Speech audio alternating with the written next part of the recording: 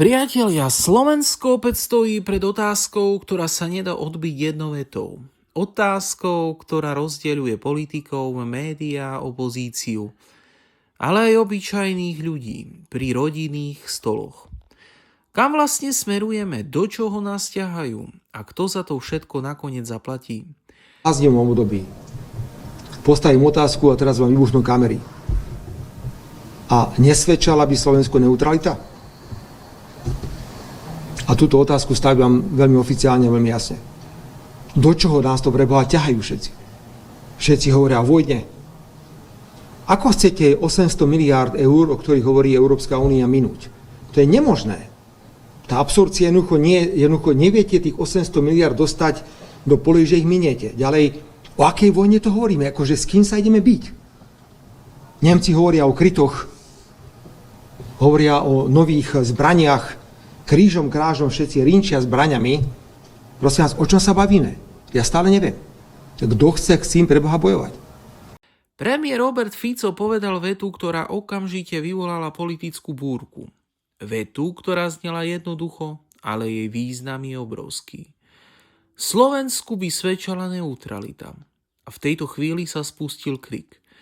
Opozícia začala hovoriť o škandále, médiá začali rozoberať, čo tým premiér myslel. Politickí komentátori začali varovať. Všimnite si tú jalovosť Európskej únie. V prípade Ukrajiny je všetko jasné. V prípade Iránu, v prípade Gazy nie je jasné nič. Ten dvojaký meter je úplne evidentný. Všetci v konflikte s Iránom hovoria kľud, pokoj. Buďme všetci opatrení, mier, diplomácia. Prečo to isté nehovoríme na Ukrajine? Takže mám taký pocit, že sa hýbu ľady vo svete a pokiaľ by išlo o mňa, keby ste sa mňa spýtali, tak vám poviem, že v týchto nezmyselných časoch zbrojenia, kde si medlia ruky rôzne zbrojárske firmy, ako si medlili ruky počas covidu farmafirmy, by Slovensku veľmi svedčala neutralita. Veľmi by svedčala, ale bohužiaľ toto rozhodnutie nie je v mojich rukách. A celé Slovensko sa zrazu ocitlo pri téme, o ktorej sa dlhé roky takmer nesmelo hovoriť nahlas. Neutralita.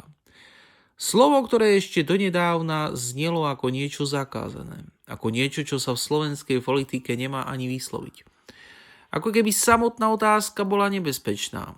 Lenže Robert Fico ju vyslovil a položil ju v čase, keď Európa opäť hovorí o zbrojení. V čase, keď sa miliardy eur presúvajú na armádu. V čase, keď sa obyčajným ľuďom hovorí, že peniaze nie sú najlacnejšie, na potraviny nie sú lacnejšie, na energie nie sú na dôchodky, nie sú na zdravotníctvo, ale keď príde reč na zbranie, zrazu sa peniaze nájsť majú. A práve preto téma tak silno zasiahla Slovensko, lebo ľudia sa pýtajú jednoduchú otázku. Prečo má malý národ v strede Európy? Ja som príliš starý politický vlk, aby som len tak na všetko povedal áno. Takže ja slovám pána komisára neverím absolútne, neverím preto. Lebo sme s pánom komisárom rokovali o alternatívnych dodávkach plynu na Slovensku a pán komisár neurobil nič. Nič a ešte raz nič. Nič preto, aby Slovensko malo nejaké možnosti dostať napríklad plyn z Azerbajdžanu alebo z iných. Neurobil nič. Absolútne nič. Takže slova pána komisára neberiem absolútne vážne. Slovensko je ohrozené. To, pokiaľ ide o legislatívny akt repoweringu, Slovensko je výrazne ohrozené. Ako predseda vlády Slovenskej republiky musím stáť za slovenskými domácnosťami a odmietam predstavu, že budeme kvôli Ukrajine, ako pán redaktor tu hovorí, platiť viacej. Vy ste pripravení, ja nie som pripravený. V tomto je principiálny rozdiel. Platiť za veľké geopolitické hry. Prečo má Slovensko, krajina s 5 miliónmi obyvateľov, niesť dôsledky rozhodnutí, ktoré sa často nerobia v Bratislave, ale v Bruseli, vo Washingtone alebo v iných mocenských centrách? Prečo sa má obyčajný Slovák báť, že jeho syn raz bude zasiahnutý do konfliktu, ktorý nevytvoril? A prečo sa o miery dnes hovorí tak málo, zatiaľ čo o zbraniach sa hovorí stále viac?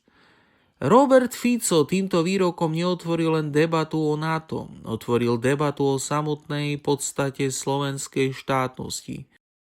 Nemyslíte si teda, že riešenie by sa dalo nájsť? Nie, také riešenie neexistuje.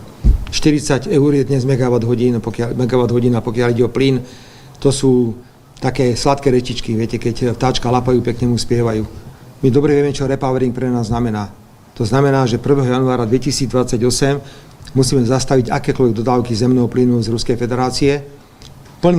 Budeme plne odkázaní na dodávky z iného zdroja, čiže jedna závislosť bude nahradená druhou závislosťou. A tieto rečičky o nízkych cenách tu počúvam, ale stále tie ceny idú hore. My tomuto neveríme. Vláda Slovenskej republiky nebude hlasovať za repowering. Nebude hlasovať. Napriek tomu si uvedomujeme, že je tam kvalifikovaná väčšina. Prečo to robia kvalifikovanou väčšinou?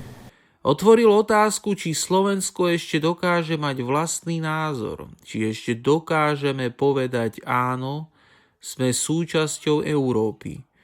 Ale nechceme byť slepými vykonávateľmi cudzej vôle. Či ešte dokážeme povedať áno, chceme bezpečnosť. Ale bezpečnosť nemôžeme znamenať nekonečné zbrojenie. Či ešte dokážeme povedať áno, chceme mier a práve preto nechceme, aby sa Slovensko menilo na predpolie cudzieho konfliktu. A tu je jadro celej veci. Lebo premiér Fico už dlhodobo hovorí, že vojna na Ukrajine nemá vojenské riešenie. Hovorí, že treba rokovať. Hovorí, že Slovensko nebude posielať zbranie spôsobom, ktorý by predĺžoval utrpenie. Hovorí, že mier je viac ako ideologické pózy. A za toto jeho kritici nenávidia. Prečo? Pretože v dnešnej Európe sa z mierového postoja často robí problém. Keď niekto povie, že chce mier, okamžite je podozrivý. Keď niekto povie, že nechce posielať ďalšie zbranie, okamžite je označený. Keď niekto povie, že sa treba pýtať, kam smeruje Európa, hneď sa ozve krik, že ohrozuje našu budúcnosť. Ale priatelia, nie je najväčším ohrozením práve to, keď sa už ľudia boja klásť otázky. Keď sa národ bojí hovoriť o vlastnej bezpečnosti, keď sa každá diskusia o neutralite, miery a suverenite označí za škandál. Robert Fico vie, že touto vetou otvoril veľmi citlivú tému, vie, že okamžite príde útok, vie, že opozícia bude kričať, vie, že médiá budú písať dramatické titulky. A takisto vie, že v Bruseli takáto slová nepočúvajú sa príjemne. Ale aj tak to povedal a práve preto to malo taký silný efekt, pretože Fico tým vyslal jasný signál voličom, ktorí sa už roky cítia prehliadaní. Voličom, ktorí nechcú, aby Slovensko bolo len poslušným príveskom veľkých mocností. Voličom, ktorí nechcú, aby sa naša zahraničná politika robila podľa toho, kto najhlasnejšie kričí v Bruseli. Voličom, ktorí si pamätajú, že slovenský národ prežil veľa práve preto, že nechcel byť zatiahnutý do cudzích vojen. Neutralita nie je jednoduchá vec, to treba povedať férovo. No nie je to tak, že jeden politik povie vetu a zajtra je Slovensko neutrálne. Slovensko je členom NATO od roku 2004 a akákoľvek zásadná zmena by bola obrovským politickým, právnym a bezpečnostným rozhodnutím, ktorý Reuters pripomenul, že Fico nepredstavil konkrétne kroky na odchod z aliancie a že takáto zmena by nebola len v jeho rukách. Ale tu nejde len o okamžitý krok. Tu ide o to, že premiér otvoril otázku, ktorú si mnohí ľudia kladú potichu. Je pre Slovensko výhodné ísť stále hĺbšie do zbrojenia? Je pre Slovensko výhodné plniť stále vyššie požiadavky na obranné výdavky? Je pre Slovensko výhodné, aby peniaze, ktoré by mohli ísť do nemocníc, škôl, ciest, dôchodkov alebo energií, išli vo väčšej miere na armádu? A hlavne, kde je tá hranica? Koľko ešte? Koľko miliard ešte? A koľko obetí ešte?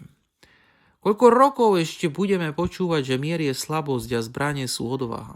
Fico sa opýtal to, čo sa veľa politikov bojí opýtať. A práve preto prišla taká tvrdá reakcia.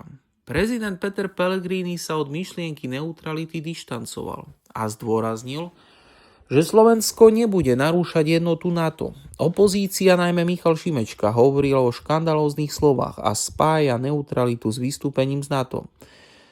Lenže aj táto reakcia ukazuje jednu vec. Na Slovensku sa stále akoby nemalo diskutovať o základných otázkach. Keď sa povie neutralita, okamžite sa spustí poplach. Keď sa povie mier, okamžite sa hľadá nepriateľ. Keď sa povie národný záujem, okamžite niekto začne hovoriť o izolácii. Ale je naozaj izoláciou chcieť chrániť vlastných občanov? Je naozaj extrémom pýtať sa, či Slovensko nemá právo na vlastnú cestu? Je naozaj škandálom povedať, že malý štát by mal veľmi opatrne zvažovať, do čoho sa nechce zatiahnuť? Priatelia, Robert Fico týmto výrokom neurobil len politické gesto. On otvoril psychologickú ránu slovenskej spoločnosti. Ránu strachu, lebo ľudia sa boja vojny, boja sa budúcnosti, boja sa drahoty, boja sa, že ich deti budú žiť v horšom svete. Boja sa, že politici v pekných oblekoch rozhodnú o veciach, ktorých následky ponesú obyčajné rodiny. A keď v takejto atmosfére premiér povie, že Slovensku by svedčala neutralita, mnohí ľudia v tomto nepočujú geopolitickú teóriu. Počujú nádej. Nádej, že ešte existuje niekto, kto sa pýta, či sa nedá ísť inou cestou. Nádej, že Slovensko nemusí byť automaticky vtiahnuté do každého konfliktu. Nádej, že existuje politika, ktorá sa nebojí povedať najprv Slovensko, najprv naši ľudia, najprv mier. A to je presne dôvod, prečo táto veta tak veľmi zarezonovala. Nie preto, že by zajtra Slovensko menilo svoje medzinárodné záväzky, ale preto, že Robert Fico pomenoval pocit, ktorý v spoločnosti existuje. Pocit, že Európa stratila pokoj. Pocit, že lídri veľkých štátov sa predháňajú v silných slovách.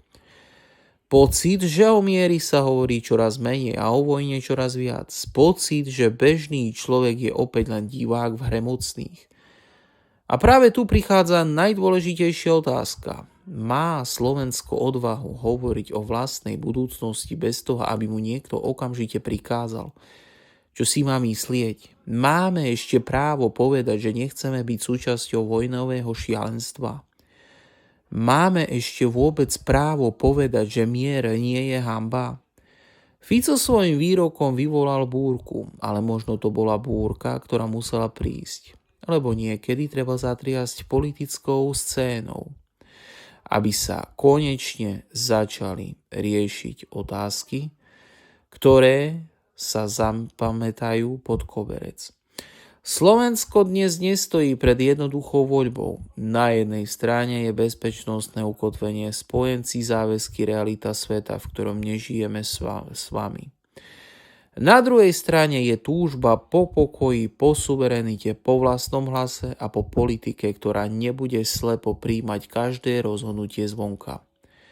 A medzi tým stojí obyčajný Slovák. Človek, ktorý chce pracovať, chce uživiť rodinu, chce sa nebáť o budúcnosť svojich detí, chce žiť v krajine, ktorá nebude slúžiť ako figurka na šachovnici veľkých mocností. A preto sa pýta, čo je najlepšie pre Slovensko. Nie pre Brusel, nie pre Washington, nie pre Moskvu, nie pre politické elity, ale pre Slovensko, pre našich ľudí, naše rodiny a našu budúcnosť. Fico možno vyslovil vetu, ktorá mnohých šokovala, ale možno vyslovil aj vetu, ktorý si mnohí Slováci už dávno hovorili v tichosti.